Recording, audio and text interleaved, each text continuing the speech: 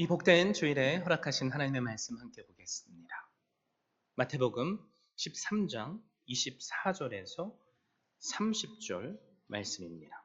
예수께서 그들 앞에 또 비유를 들어 이르시되 천국은 좋은 씨를 제밭에 뿌린 사람과 같으니 사람들이 잘 때에 그 원수가 와서 곡식 가운데 가라지를 덧뿌리고 갔더니 싹이 나고 결실할 때에 가라지도 보이거늘 집 주인의 종들이 와서 말하되 주여 밭에 좋은 씨를 뿌리지 아니하였나이까 그런데 가라지가 어디서 생겼나이까 주인이 이르되 원수가 이렇게 하였구나.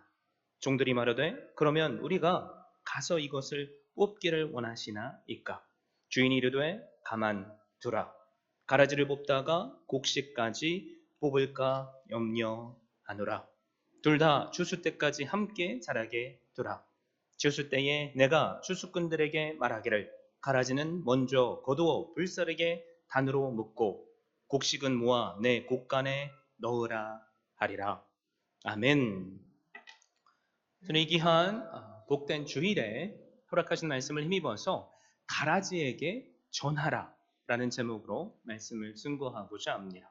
오늘 우리가 함께 살펴볼 알곡과 가라지 비유는 지난 시간에 우리가 함께 살펴봤죠. 한 이른 양의 비유처럼 그리스도인들이라며 누구나 잘 알고 있는 말씀입니다. 이 알곡과 가라지는 사실 마태복음 13장의 주제라고 할 수 있죠. 하나님의 나라, 천국에 관한 비유의 말씀입니다. 다들 이미 잘 아시겠지만 우리 한번 이 비유의 내용을 돌아봤으면 좋겠습니다. 천국은 마치 좋은 씨를 제밭에 뿌린 사람과 같습니다. 그런데 사람들이 자고 있을 때 원수가 와서 곡식 가운데 가라지를 뿌렸습니다. 곡식이 싹이 나고 결실할 때가 되자 가라지들도 그 정체를 드러냅니다. 이를 본 종들이 주인에게 와서 묻는 거죠. 주인님, 분명 밭에 좋은 씨만 심었는데 도대체 이 가라지들은 어디서 생긴 것입니까? 주인이 말합니다. 원수가 그랬구나. 하인들은 이 가라지들을 어떻게 해야 할 것인지 주인에게 묻습니다. 우리가 가서 그 가라지들을 뽑기를 원하십니까? 그런데 주인은 그것을 허락하시지 않습니다. 가라지를 뽑다가 알곡까지 뽑힐까 염려하셔서입니다. 주인은 그래서 말하죠. 둘 다 추수 때까지 함께 자라게 두라. 추수 때에 내가 추수꾼에게 말하기를 가라지는 먼저 거두어 불사르게 단으로 묶고 곡식은 모아 내 곡간에 넣으리라. 사랑하는 성도 여러분, 이 비유가 무엇을 의미합니까? 여러분께 묻습니다. 밭이 뭘 의미하죠? 많은 분들이 세상이다, 교회다, 또 이런저런 대답을 하실 거예요. 자, 그렇다면 좋은 씨는 무엇을 의미합니까? 어떤 분들은 하나님의 복음, 하나님의 말씀이다 라고 대답하실 분들이 있을 거고 또 다른 답이 나올 수 있습니다. 자, 그렇다면 인자는 누구시죠? 예수님? 아니면 예수님 믿는 사람입니까? 원수는 그렇다면 누굽니까? 하나님을 믿지 않는 사람들입니까? 마귀입니까? 가라지면 그렇다면 뭡니까? 우리에게 다 이런저런 나름대로의 생각이 있습니다. 그래서 이 말씀을 가지고 여러 다른 해석들이 나오기도 하고 심지어 신천지에서는 이 말씀을 자기 마음대로 해석을 합니다. 비유는 그래서 어려운 거죠. 여러분, 그런데 우리가 오늘 이 비유만큼은 사실 고민할 필요가 없습니다. 왜냐하면 친절하시게도 주님께서 제자들이 이 비유의 의미를 깨닫지 못해 주님께 여쭙자 주님께서 그 비유를 해석해 주셨기 때문입니다. 우리가 함께 읽지는 않았죠. 마태복음 13장에 그 주님의 설명이 나옵니다. 36절에서 43절입니다. 자, 잘 들으십시오. 이 주님의 말씀에 따르면 좋은 씨를 뿌린 주인은 바로 인자 예수님이십니다. 밭은 세상입니다. 좋은 씨는 우리가 그냥 쉽게 생각하는 하나님의 복음 말씀이 아니라 천국의 아들들입니다. 예수 그리스도를 구주로 믿어 그분을 나의 메시아로 구원자로 고백하는 사람들이라는 것이죠. 가라지는 악한 자의 아들들입니다. 가라지를 심은 원수는 마귀입니다. 주스 때는 세상이 끝날 심판의 때를 말하고 그때가 되면 하나님께서 일꾼들, 천사들을 보내셔서 가라지들은 한 곳에 모아 풀무불에 던지게 될 것이고 그 가라지들은 영원히 그 풀무불에서 이를 갈며 울게 될 것이라고 하셨습니다. 그리고 바로 알곡들, 의인들은 하나님 나라에서 영원히 해와 같이 빛나게 될 것이라고 하십니다. 이 알곡과 가라지의 비유를 통해서 그렇다면 오늘 사는 우리에게 주님께서 말씀하시고자 하는 것이 무엇일까요? 함께 세 가지를 가지고 상고할 수 있기를 바랍니다. 여러분 꼭 기억하세요. 첫 번째는 이 세상에는 선과 악이 공존한다는 겁니다. 그리고 두 번째, 곡식을 위해 뭐예요? 알곡을 위해 심판 때까지 가라지를 그대로 두어야 한다는 겁니다. 그리고 마지막 세 번째는 공의의 하나님을 모든 순간에 신뢰하며 끝까지 인내해야 한다는 겁니다. 다시 정리하면 우리가 사는 이 세상은 선과 악이 공존합니다. 그리고 알곡이 같이 뽑힐 수 있기에 우리는 그 가라지들을 그대로 내버려 둬야만 합니다. 그리고 마지막, 그럼에도 불구하고 하나님은 공의의 하나님이시기에 마지막 때에 선과 악을 심판하실 것이라는 겁니다. 그러면 첫 번째가 뭐라고 했죠? 두 번씩이나 제가 일부러 반복해서 말씀드렸습니다. 그 첫 번째 뭡니까? 이 세상에는 선과 악이 공존한다는 겁니다. 그런데 흔히 사람들은 하나님이 정말로 계신다면 어떻게 악한 자들을 그냥 내버려 두실 수 있지? 라는 마음을 품습니다. 왜 죄를 짓는 저 사람들은 잘 살고 하나님의 말씀에 순종하는 나는 이렇게 힘들게 살아야 하지? 그것 때문에 낙심할 때가 있습니다. 하나님께서 살아계신다면 지금 당장 이 악을 제거하셔야 되는 게 아닌가라는 마음도 품기도 합니다.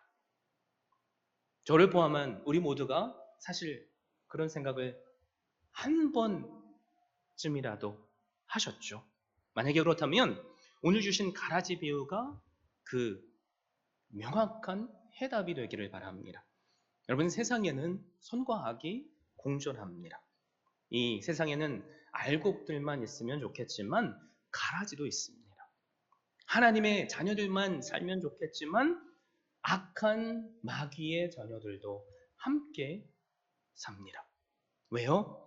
세상을 지배하는 마귀가 곡식밭에 가서 가라지를 덧뿌렸기 때문입니다. 그게 24절, 25절 말씀이죠. 예수께서 그들 앞에 또 비유를 들어 이르시되 천국은 좋은 씨를 제 밭에 뿌린 사람과 같으니 사람들이 잘 때에 그 원수가 와서 곡식 가운데 가라지를 덧뿌리고 갔더니 예쁘게 우리가 꾸미고 있는 정원 한번 상상해 보세요. 주인인 나는 이 정원에 예쁜 씨앗들만 뿌렸습니다. 그래서 예쁜 꽃이 자라나고 있습니다. 그런데 나를 시기하는 내 이웃이 내가 자는 한밤중에 와서 잡초씨를 막 뿌린 거예요. 그러면 이 정원은 어떻게 됐죠? 뭐 두말할 필요가 없죠. 예쁜 꽃만 자라는 것이 아니라 잡초가 더 무성하게 자랍니다. 예수님께서는 이 선과 악이 공존하는 우리가 사는 세상에 복음으로 천국의 자녀들을 심으러 오셨습니다. 허물과 죄로 죽은 자를 거듭나게 하셔서 하나님의 자녀가 되게 하시기 위해 오셨다는 거죠.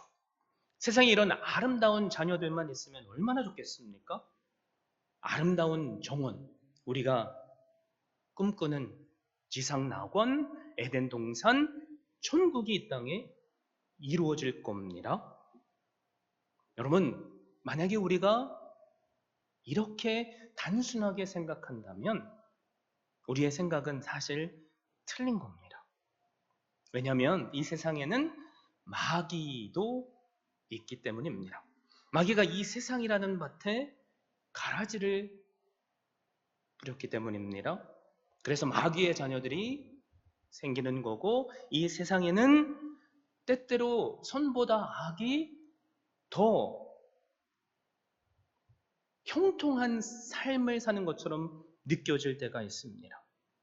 그래서 주님은 마태복음 13장 말씀을 통해서 이 세상은 천국으로 만들기 위해서 오셨지만 주님께서 세우실 이 땅에 세워질 하나님의 나라는 우리가 꿈꾸는 에덴 동산이나 하늘나라가 아니라는 것을 말씀해 주시는 겁니다.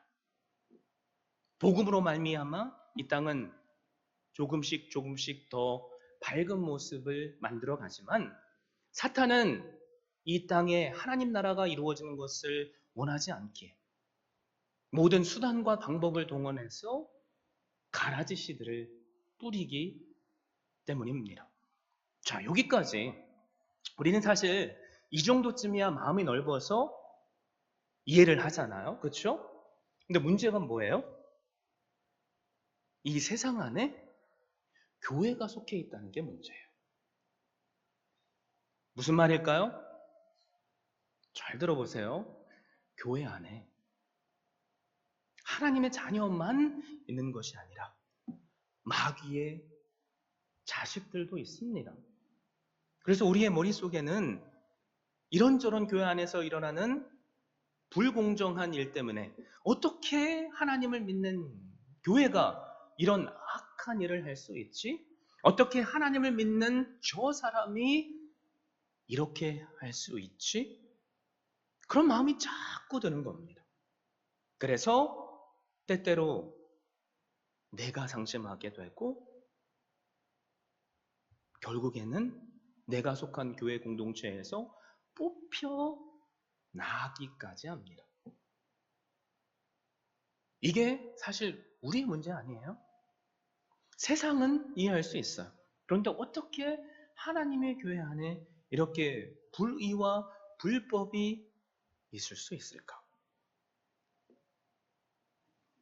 그래서 사실 요즘에 교회들 보면 죄송하지만 하나님을 믿지 않는 사람이 복음을 통해 예수님을 믿게 돼서 성장하는 교회들보다 철새 교인들 때문에 성장하는 교회들이 더 많습니다.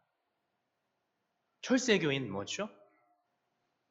오늘은 이 교회를 섬겼다가 뭐 이런저런 이유로 상처받고 상처를 주고 또 교회 안에 이해할 수 없는 불의의 일들을 보게 돼서 다른 교회로 옮기는 분들을 의미하죠. 그런데 그들의 특징이 뭐냐면 한 교회에 정착하지 못합니다. 그 이유가 뭐예요? 이상적인 교회를 찾지만 이 땅에 존재하는 모든 교회는 사실 이상적인 교회가 될 수 없기 때문입니다. 그래서 어떤 유명한 목사님은 이런 말까지 하셨잖아요. 성도여, 이상적인 교회를 찾으셨다면 저에게 알려주십시오. 저도 그 교회의 교인이 되고 싶습니다.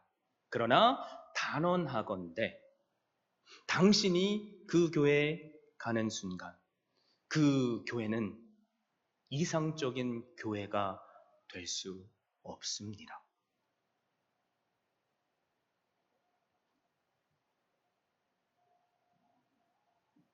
교회 안에 불의가 있어요. 때로는 내 머리로 이해할 수 없는 일들을 하는 사람들이 있고요. 어떻게 믿는 사람이 저럴 수 있을까 들게끔 하는 일들이 일어납니다. 그게 마귀가 심은 가라지의 특성이에요. 가라지는 위장성이 있습니다.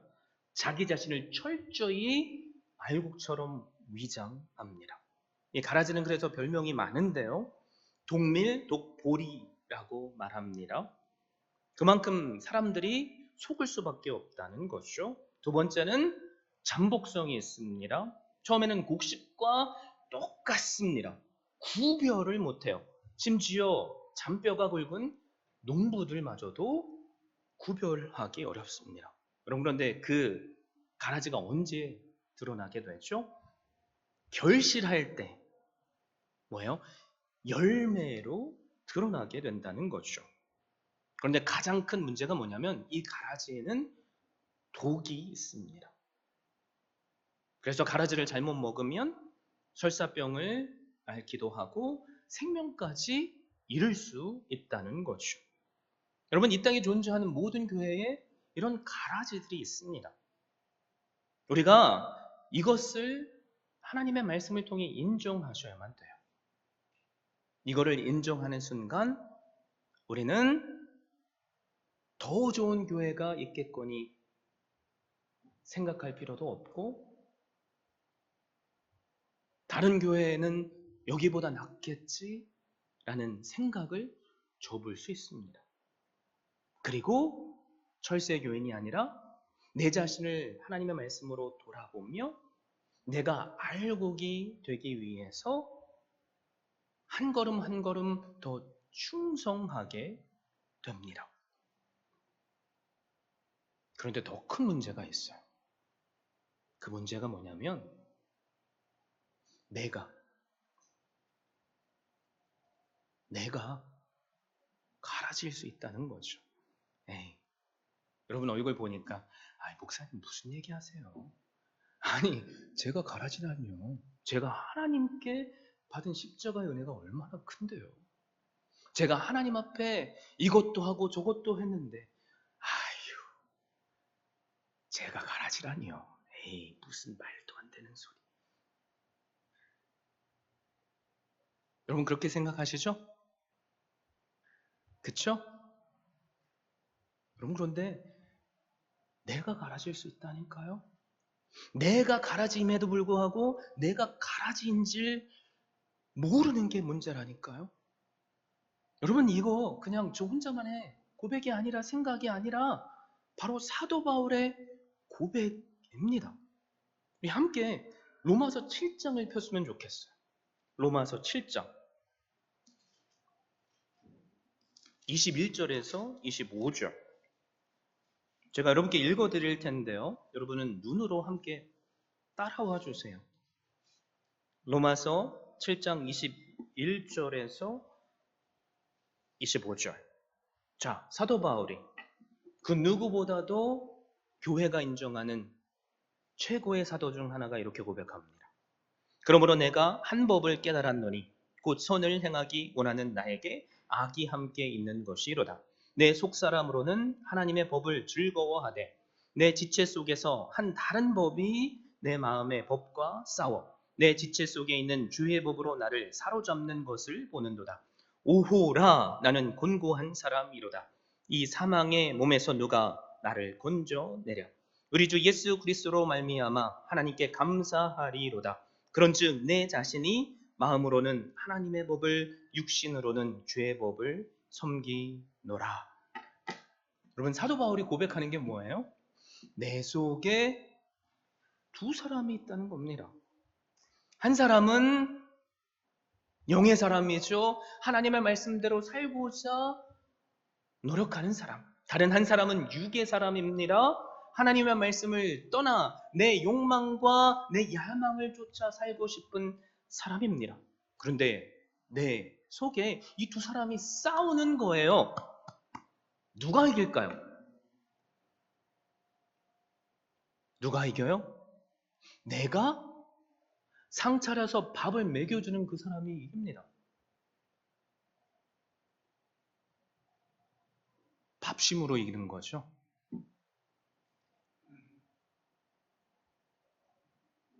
그래서 사도 바울이 고백하잖아요. 오라, 나는 곤고한 자로다. 이 사망의 몸에서 누가 나를 건져 내랴. 내 욕망에 내가 스스로 상을 차려서 밥을 먹여주면 나는 오늘 가라지가 되는 겁니다. 우리 이거 아셔야 돼요. 자, 한 가지 예를 들어 볼까요? 하나님께서 가장 처음에 창조한 세상에 낙원이 세워졌습니다. 에덴 동산이에요. 하나님은 아담과 하와를 좋은 씨로 뿌리셨어요. 그렇죠? 그런데 그 에덴 동산에 또 뭐가 있는 거예요? 옛 뱀이라고 부르는 마귀가 있는 겁니다. 그래서 마귀가 하와 속에 있는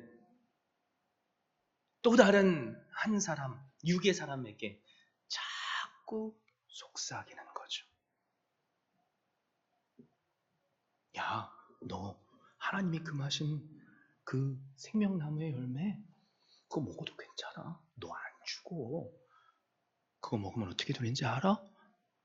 너 모르겠지만 하나님처럼 돼. 하와 속에 꽉 차 있던 욕망이 뭐예요? 하나님처럼 되고 싶은 욕망. 이거 우리 욕망이잖아요. 여러분, 하와가 뱀이 짠 하고 나타나서 한번 딱 툭 찌르면서 유혹했을 때 그래? 알겠어 하고 선악을 알게 해주는 나무의 열매를 따먹겠습니까? 여러분이라면 그렇게 하시겠어요? 분명히 하와는 알고 있습니다. 하나님께서 이 동산의 모든 열매는 다 먹으라고 하셨어. 그런데 이것만 금하셨어. 이거 먹으면 죽는데. 하나님의 말씀을 몰라서 따먹은 게 아니에요.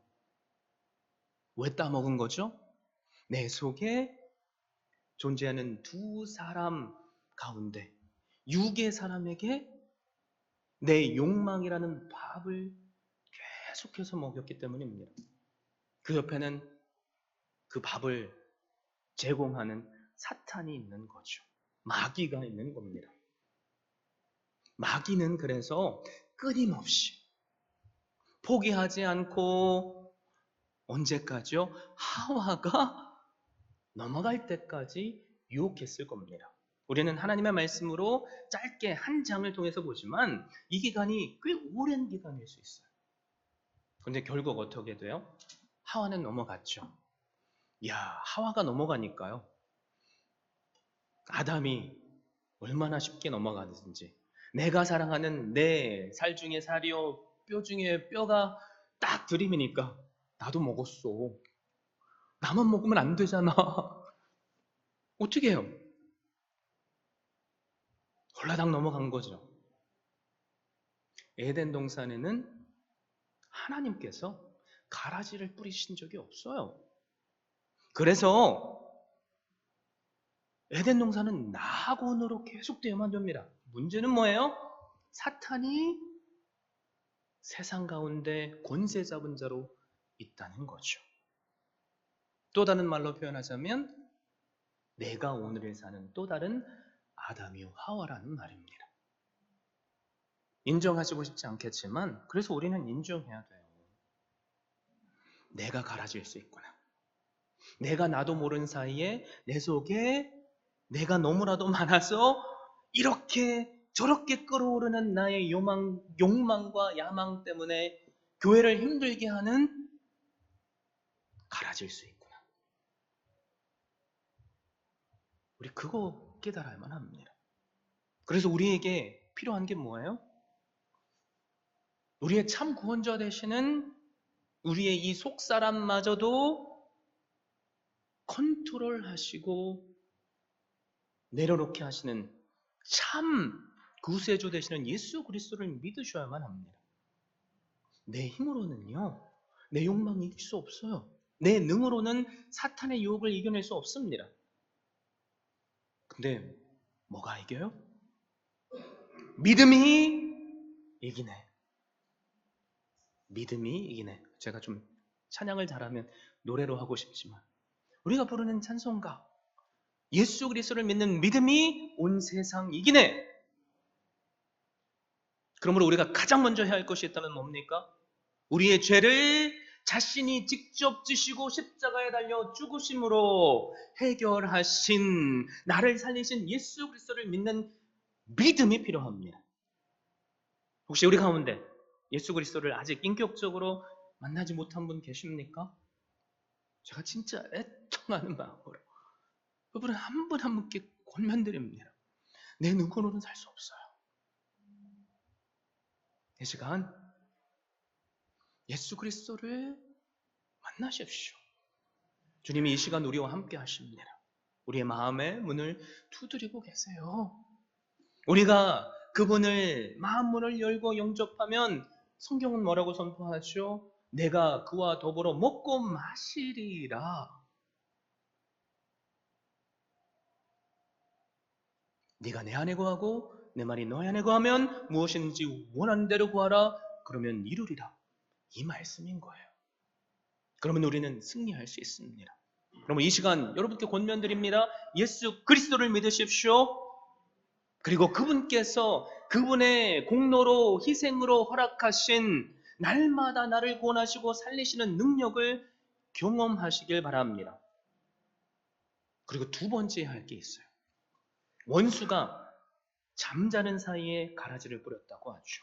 그래서 우리가 두 번째 할 게 뭐냐면 날마다 깨어 있어야만 합니다. 베드로전서 5장 8절 9절 근신하라 깨어라 너희 대적 마귀가 우는 사자같이 두루 다니며 삼킬 자를 찾나니 너희는 믿음을 굳게 하여 저를 대적하라. 이는 세상에 있는 너희 형제들도 동일한 고난을 당하는 줄을 알미니라.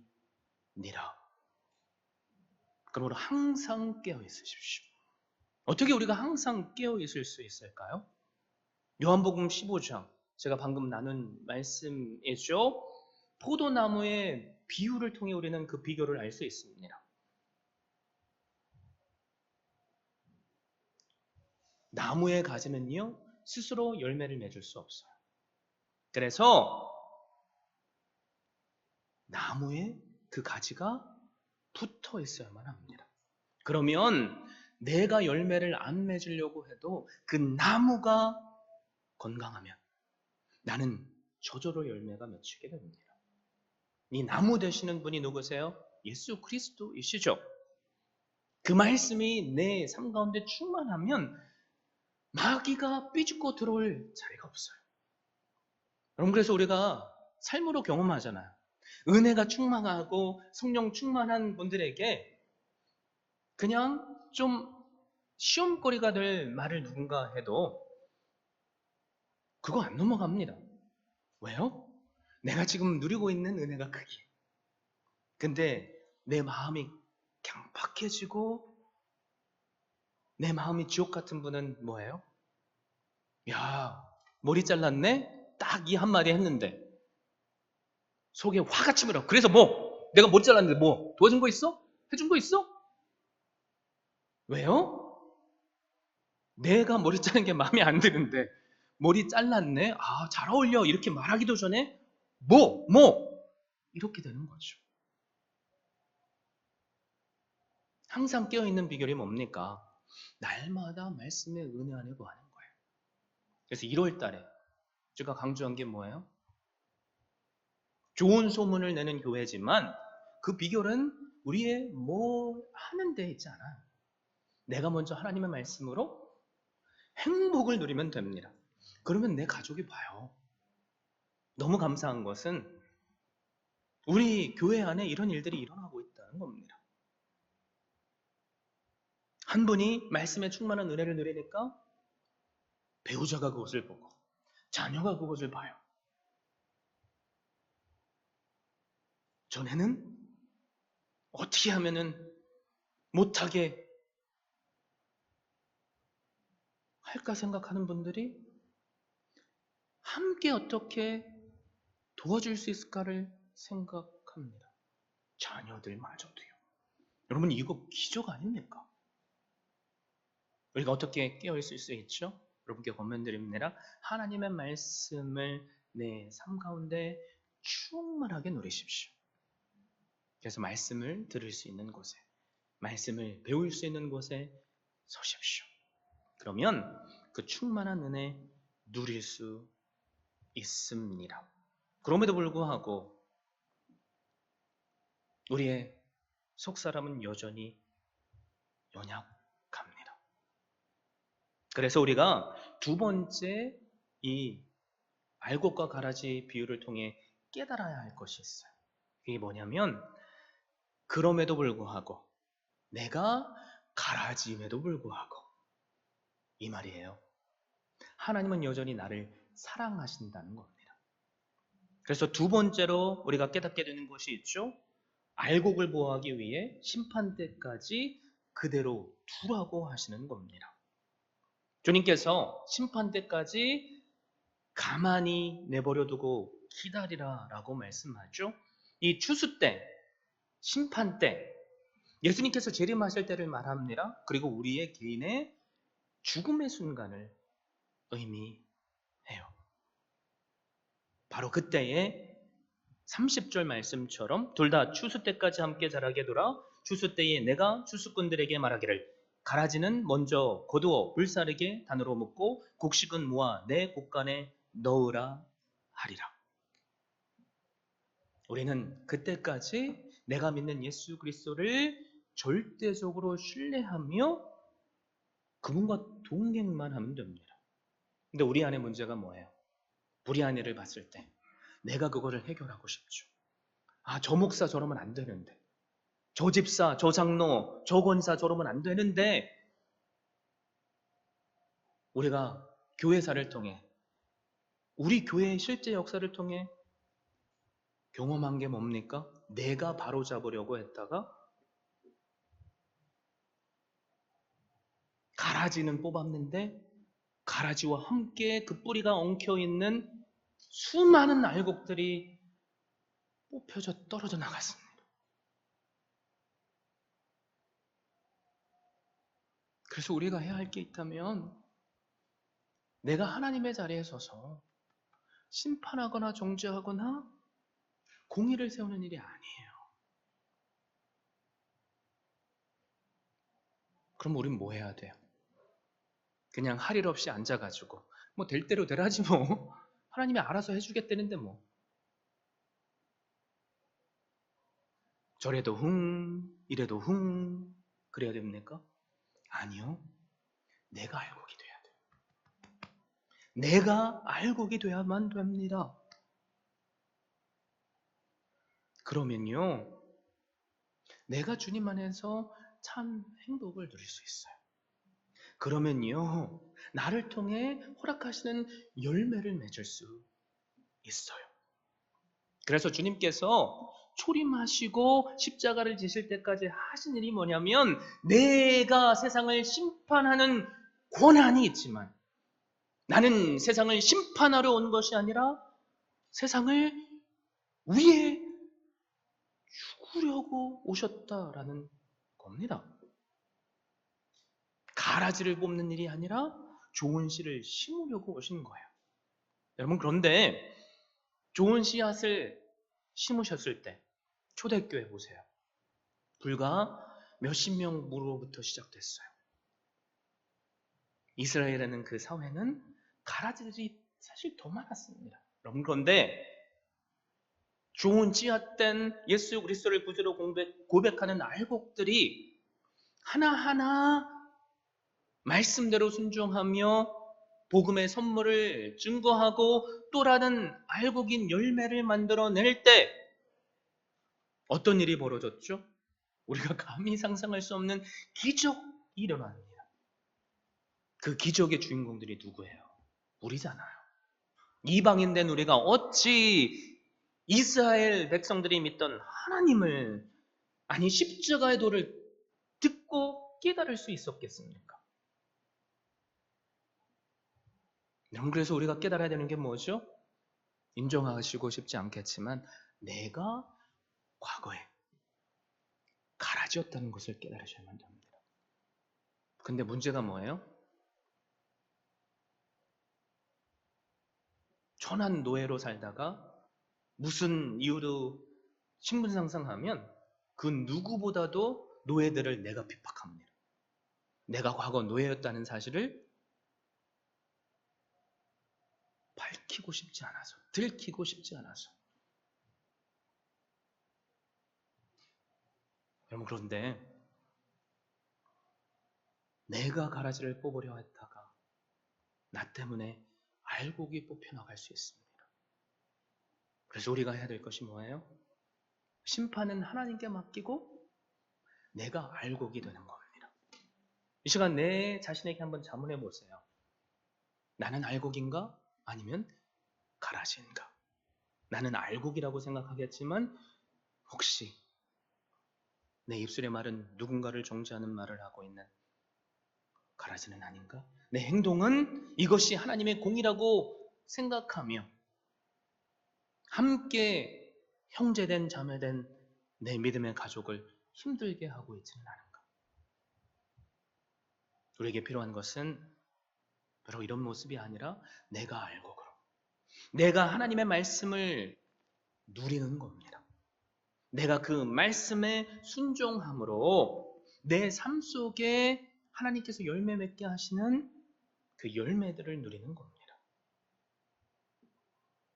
그리고 우리가 계속 함께 나누는 것처럼 나를 알곡 삼아 주신 그 십자가의 복음의 돌을 들고 그 선물을 가라지들을 향해 전해주는 겁니다. 세상뿐만이 아니에요. 내 가정 안에 가라지가 있을 수 있어요. 내 교회 안에 가라지가 있을 수 있습니다. 어떻게 우리가 그들에게 복음의 선물을 줄 수 있습니까? 우리의 삶으로요. 그래서 주님은 우리에게 빛과 소금이 되라고 하시잖아요. 그래서 너희의 착한 행실로 말미암아 하나님을 믿지 않는 자들이 하나님 앞에 돌아와 하나님께 영광을 돌리게 하라 라고 하시는 겁니다. 하나님의 관심은 사실 알곡에게 있어요. 여러분, 그런데 이 말씀을 오해하시면 안 됩니다. 하나님께서 알곡과 가라지를 내버려 두라고 하신 것은요, 심판 때가 올 때까지 가라지를 사랑하시는 하나님의 마음 때문이에요.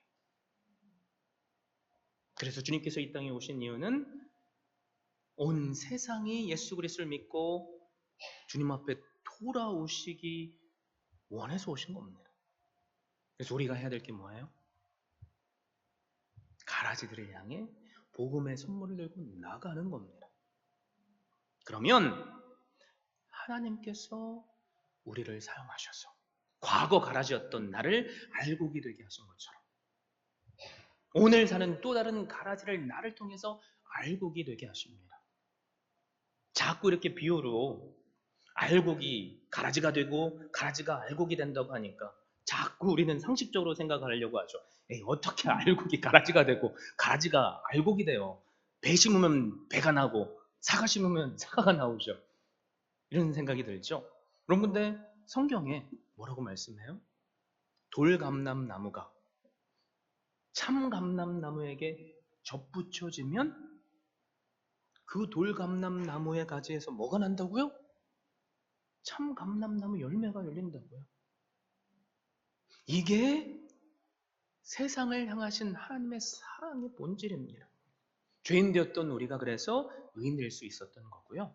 하나님께서 나를 변화시켜 주셨다면 세상의 그 누구인들 못 변하게 해주시겠어요?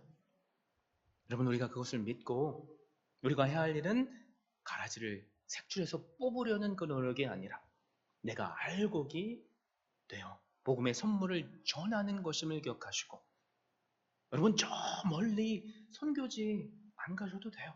내가 서 있는 자리가 땅끝입니다. 지구는 둥그니까 뒤도로만 서면 거기가 땅끝이 되잖아요. 그래서 나는 내 가정에게 보내주신 선교사님을 기억하시고 내 교회에게 보내주신 선교사님을 기억하시고 허락하신 자리에서 먼저 말씀으로 깨어있어서 말씀에 충만한 행복을 누리시고 복음의 선물을 한 영혼 한 영혼에게 전할 수 있기를 바랍니다. 그래서 마지막 세 번째 우리가 이 비유를 통해서 깨닫게 하시는 게 있어요. 그게 뭐예요? 우리는 공의의 하나님을 신뢰하며 언제까지요? 끝까지 인내해야 한다는 겁니다. 하와도 인내했어요. 아담도 인내했을 거예요. 그런데 그 인내는 여기까지면 우리는 가라지가 될 수밖에 없어요. 우리의 인내는 언제까지죠? 끝까지. 내가 죽는 순간까지 주님께서 재림하셔서 그분 앞에 설 때까지. 여러분, 그런데 참 신기한 게요. 가라지 때문에 내 믿음이 성장해요. 그래서 알곡과 가라지를 함께 두라는 그 말씀 속에는 나를 잠들지 않게 깨어있도록 하시는 하나님의 은혜가 숨겨져 있는 겁니다. 우리가 언제 넘어져요? 다윗이 언제 번제했죠? 모든 일들이 잘 될 때. 나는 할 일이 없어서 할 일 없이 성전 지붕을 걸어 다닐 때. 그러면은 안목의 정욕으로 목욕하는 여인이 보이는 겁니다. 지금 전쟁터에 나갈 사람이 전쟁터에 있지 않으니까 음욕의 그 속사람에게 넘어가는 거죠. 그래서 우리에게 허락하시는 고난은 사실 변장한 축복입니다. 그 고난 때문에 우리가 더 하나님께 나올 수 있는 거잖아요. 사실 우리 솔직해집시다. 우리가 언제 하나님께 더 가까이 나왔어요? 언제 새벽 예배를 잘 드렸어요? 언제 하나님께 부르짖었어요? 고난의 때잖아요. 나로 성장케 하시며 나로 깨어있게 하시는 그분의 은혜를 오늘 고난의 이 순간마저도 누리시고 끝까지, 언제까지요? 심판의 날까지 내가 알곡으로서 깨어서 동행할 수 있기를 바랍니다. 그러면 하나님께서 감히 사람이 상상할 수 없는 공의의 방법으로 심판하십니다. 알곡은 영원한 하나님의 축복의 나라에 들이실 거고요. 가라지는 영원한 풀무불 그 불에 던지실 겁니다.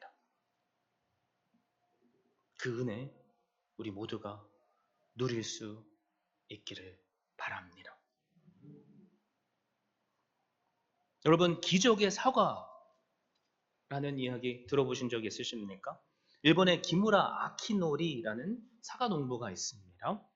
이 사람은 기적의 사과 농법으로 2년이 지나도 사과가 썩지 않는 사과를 만들어냈어요. 야, 한 일주일만 지나도 사과가 다 풀이 죽고 맛이 없어지잖아요. 어떻게 2년씩이나 이런 놀라운 사과를 만들어낼 수 있었을까? 그 비결은 뭐냐면 사과 농사를 짓는데 농약을 쓰지 않는 겁니다. 그리고 그의 사과밭에는 풀들이 무릎을 덮을 만큼 무성하게 자라 있습니다. 잡초, 또 다른 말로 하면 가라지죠.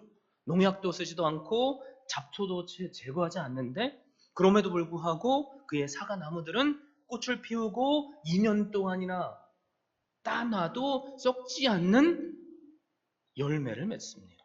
그래서 이 사과 한 덩어리에 우리가 감히 상상할 수 없는 금액을 지불하며 세계 사람들은 먹어요. 자, 어떻게 농약을 주지 않는데 잡초도 뽑아주지도 않는데 우리의 상식을 완전히 뒤집어 버리는 방법으로 사과를 재배해야 하는데 좋은 사과가 맺힐까요? 그 이유가 있다면 나무 자체가 갖고 있는 높은 면역성 때문입니다. 여러분, 그런데 이 사과나무가 병에 걸리지 않고 또 혹시 병에 걸려도 빠르게 퇴치할 수 있는 재생 능력을 갖기까지 몇 년이 걸린지 아세요? 11년이라는 시간이 걸렸습니다.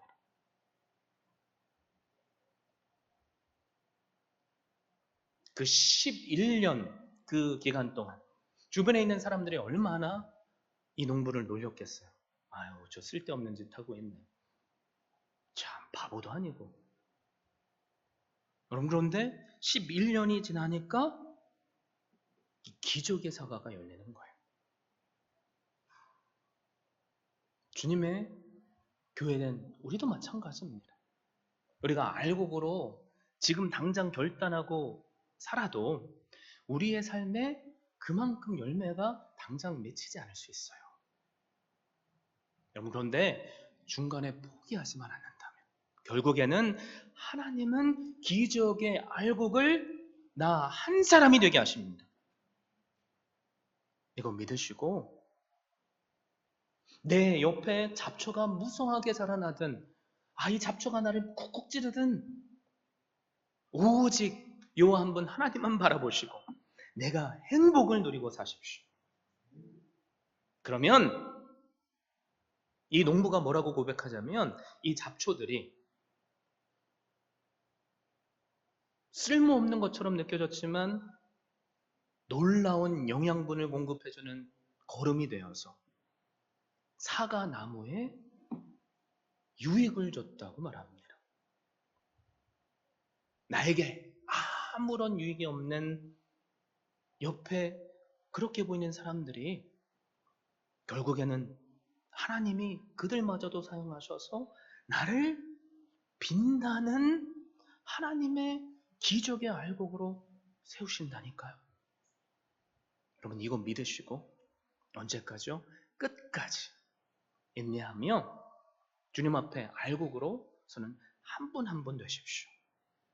그래서 우리에게 필요한 것이 무엇이죠? 말씀에 충만한 은혜를 누리는 겁니다. 항상 주님 안에서 깨어있는 겁니다. 심판은 하나님께 맡기고 내가 알곡이 되는 겁니다. 그리고 알곡으로서 언제까지요? 오늘까지만 말고 끝까지 인내하시며 하나님께서 만드시는 기적의 알곡이 되는 겁니다. 우리의 허락하신 이 하루하루에게 내가 먼저 알곡이 되셔서 나 때문에 내 가족이 주님 앞에 돌아올 수 있기를 바랍니다. 내 교회의 형제 자매들이 주님 앞에 우뚝 설 수 있기를 바랍니다. 그래서 우리가 꿈꾸는 좋은 소문이 나는 교회, 그리고 가서 제자 삼는 교회가 바로 우리 한 분 한 분이 될 수 있기를 예수 그리스도의 이름으로 축원드립니다.